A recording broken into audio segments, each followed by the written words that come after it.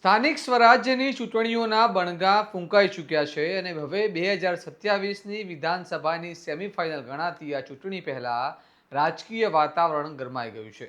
રાજકીય પક્ષો પોતાના મુદ્દાઓ સાથે મેદાનમાં ઉતરી રહ્યા છે અને આ વચ્ચે આજે કોંગ્રેસે સત્તા પક્ષ ભાજપ પર આકરા પ્રહારો કરતા રાજકીય તાપમાન વધુ વધી ગયું છે. મોંઘવારી, મિસમેનેજમેન્ટ અને સામાન્ય નાગરિકોના પ્રશ્નોને લઈને કોંગ્રેસે સરકારને ઘેરી છે. તો શું છે કોંગ્રેસના આક્ષેપો અને શું આ મુદ્દાઓ ચૂંટણીમાં અસરકારક સાબિત થશે? આવો વિગતે વાત કરીએ આ અહેવાલમાં. નમસ્કાર, હું છું ચિરાગ વર્ષાબેન. આપ જોઈ રહ્યા છો સ્વમાન. સ્થાનિક સ્વરાજ્યની ચૂંટણીની જાહેરાત બાદ રાજકીય પક્ષો એક્શન મોડમાં આવી ગયા છે અને આજે અમદાવાદના રાજીવ ગાંધી ભવન ખાતે કોંગ્રેસના પ્રદેશ પ્રવક્તા મનીષ દોશીએ પ્રેસ કોન્ફરન્સ કરીને સત્તા પક્ષ એટલે કે ભાજપ પર તીખા પ્રહારો કર્યા હતા. મનીષ દોશીએ વધતી મોંઘવારીના મુદ્દે સરકારને ઘેરતા કહ્યું કે જરૂરી ચીજ વસ્તુઓના ભાવમાં સતત વધારો થઈ રહ્યો છે અને સરકાર પાસે મિસમેનેજમેન્ટ છે. તેમણે અચ્છે દિનના વચનોની યાદ અપાવતા સવાલ કર્યો કે આજની મોંઘવારી વચ્ચે સામાન્ય માણસ માટે તે દિવસો ક્યાં ગયા. આ ઉપરાંત તેમણે રાંધણ gas, petrol, diesel, toll tax અને દવાઓના વધતા ખર્ચનો મુદ્દો ઉઠાવ્યો અને આક્ષેપ કર્યો કે આ તમામ બાબતોને કારણે સામાન્ય નાગરિકોનું જીવન મોંઘું બની ગયું છે. ખાસ કરીને સિંગતેલના વધતા ભાવને લઈને પણ સરકારની નિષ્ફળતા બતાવી હોવાના આક્ષેપો કરવામાં આવ્યા છે. જુઓ પ્રેસ કોન્ફરન્સમાં મનીષ દોશી શું કહી રહ્યા છે. સમગ્ર દેશની અંદર નાણાકીય વર્ષની દ્રષ્ટિએ 1 એપ્રિલ પછી જે રીતે કેન્દ્રની મોદી સરકારે એક પછી એક ઝટકા આપ્યા છે અને એના કારણે દેશનો સામાન્ય અને મધ્યમ વર્ગ પારાવાર મુશ્કેલીનો સામનો કરે છે. ગરીબ અતિ પરેશાનીનો સામનો કરી રહ્યા છે અને એમને પોતાનું જીવન નિર્વાહ ચલાવવો પણ અતિ મુશ્કેલ થયો છે.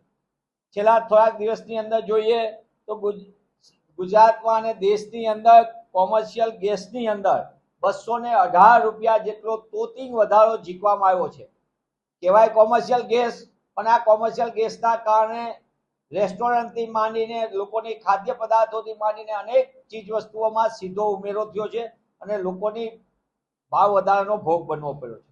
તે જ રીતે પ્રીમિયમ પેટ્રોલના નામે સરકારે 11 રૂપિયા પ્રતિ લીટર વધારો કર્યો, ડીઝલમાં 1.5 રૂપિયો વધારો કર્યો અને સૌથી મોટી ઘાતક વસ્તુ દેશની અંદર ડાયાબિટીસથી લઈને બીજી જીવન રક્ષક દવાઓ સહિતની કુલ 900 દવાઓમાં 10%નો તોતિંગ વધારો ઝીકીને દેશના લોકોને જીવવાનું તો મુશ્કેલ છે, પણ એમને પોતાની સારવાર માટે પણ જે તકલીફ પડે, જરૂરી દવા લેવાની જરૂર પડે, એ પણ અતિ મોંઘી થઈ છે. ખાસ કરીને આના કારણે સિનિયર સિટીઝનોને મોટી તકલીફ પડી રહી છે.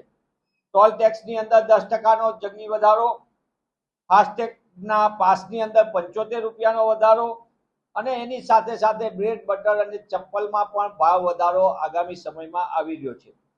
એક તરફ ભાવ વધારો, બીજી બાજુ દેશની અંદર લોકોની આવક ઘટતી જાય છે અને એક્સાઇઝના નામે છેલ્લા 11 વર્ષમાં 35 લાખ કરોડ રૂપિયા દેશની 140 કરોડની જનતાના ખિસ્સામાંથી સેવી લીધા છે. કૃષિ પેદાશોની વાત કરીએ તો એની માટે જરૂરી અત્યારે સિઝનમાં ખાતર, એનો પણ જંગી ભાવ વધારો તોડાઈ રહ્યો છે. સાથોસાથે જે રીતે અત્યારે પરિસ્થિતિ છે ગેસની, આંતરરાષ્ટ્રીય વાતો કરીએ પણ હકીકતમાં આયોજનના અભાવના કારણે આજે ગુજરાત જેવા ઔદ્યોગિક રાજ્યની અંદર પણ સિરેમિક ઉદ્યોગથી લઈને બ્રાસપાટ ઉદ્યોગથી લઈને કેમિકલ, માર્બલ સહિતના ઉદ્યોગો ધંધાઓ ઠપ થઈ રહ્યા છે. 50% કરતાં વધુ ઉદ્યોગો અત્યારે ફરજિયાત વેકેશનના કારણે શ્રમિકોને પણ પોતાના વિસ્તારમાં જવાની ફરજ પડી રહી છે. આગામી દિવસોની અંદર central board for secondary education CBSEના પુસ્તકો શરૂ થઈ ગયા, કારણ કે એનું વેકેશનમાં અત્યારે એનું શૈક્ષણિક સત્ર શરૂ થાય છે 1 મહિનો. તે સમયની અંદર NCERTએ પોતાના પુસ્તકોમાં પણ મોટો વધારો ઝીકી દીધો છે. ત્યારે આગામી દિવસોની અંદર એક પછી એક ભાવ વધારાના કારણે દેશનો સામાન્ય માણસ પરેશાનીનો સામનો કરી રહ્યો છે.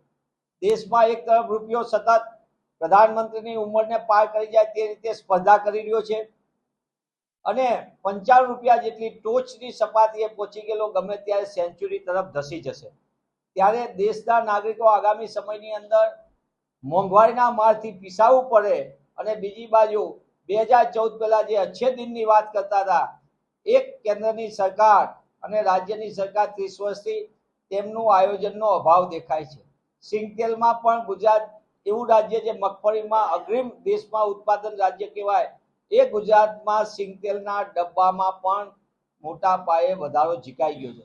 એટલે કે એક તરફ ગૃહિણીઓનું બજેટ ખોરવાય, બીજી તરફ મધ્યમ વર્ગ સામાન્ય વર્ગ પોતે નિશ્ચિત આવકમાં પોતાનું ઘર ચલાવવાનું હોય એને મુશ્કેલી પડે, અને જે માલેતુજા છે એને મજા છે, કારણ કે માલેતુજા રાજને 26 લાખ કરોડ રૂપિયા જેટલી માતબર એમનું દેવું આ કેન્દ્રની મોદી સરકારે માફ કર્યું છે.